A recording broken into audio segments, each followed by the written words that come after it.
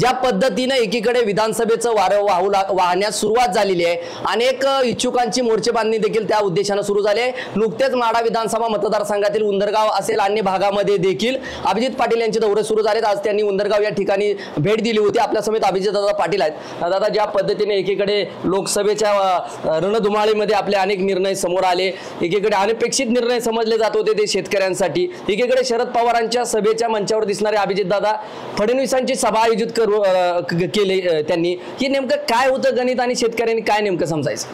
त्या निवडणुकीच्या मध्ये आपल्याला देखील सर्वांना माहिती आहे की मला विठ्ठल कारखान्यासाठी लोकांनी निवडून दिलं होतं आणि तो कारखाना चालला पाहिजे, त्याचे शेतकऱ्याची बिलं मिळली पाहिजे आणि त्या कारखान्याच्यासाठी मला ज्या सभासदांनी निवडून दिले त्यांच्याशी प्रामाणिक राहणं हे माझं पहिलं कर्तव्य होतं।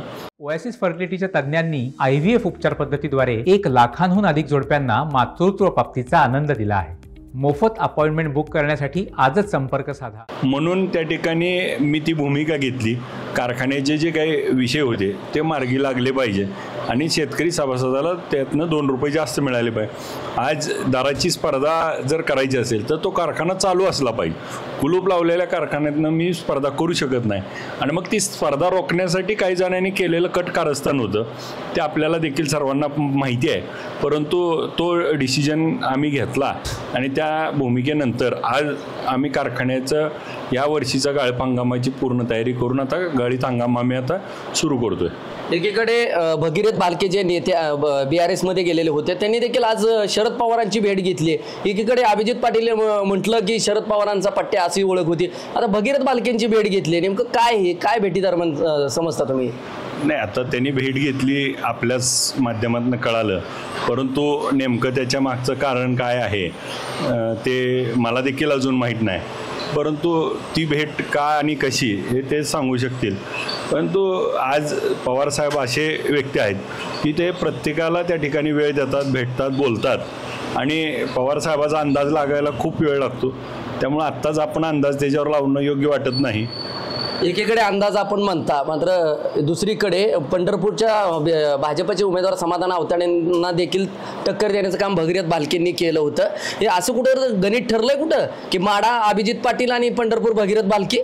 नाही, असं काही ठरलेलं नाही, परंतु भविष्याच्या दृष्टीनं विधानसभा निवडणूक लढवायची हे आमचं पक्कच आहे।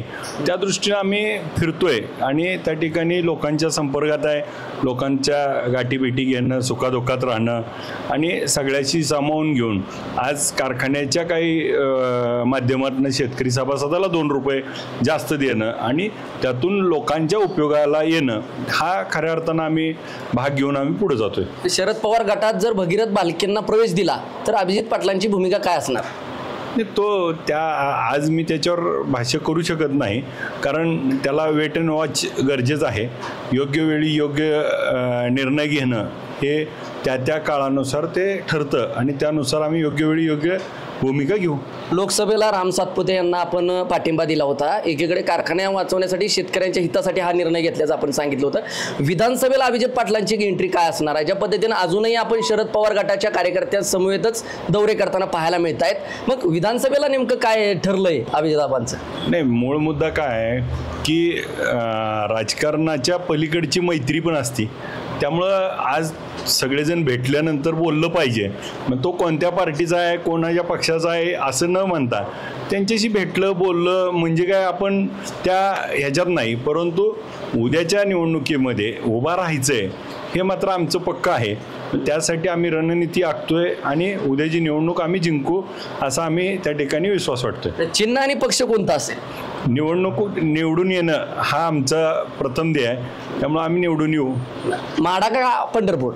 आमदार होणे हेच तर आपण जर पाहिलं असेल तर आमदार होणं हेच ध्येय असणार आहे। 2024ला आमदार होणार असल्याचा आत्मविश्वास जो आहे तो अभिजित पाटील यांनी माढ्यामध्ये TV9शी बोलताना व्यक्त केला आहे। कॅमेरा पर्सन शेखर मेहत्रे समी संदीप शिंदे, TV9 मराठी, माढा, सोलापूर।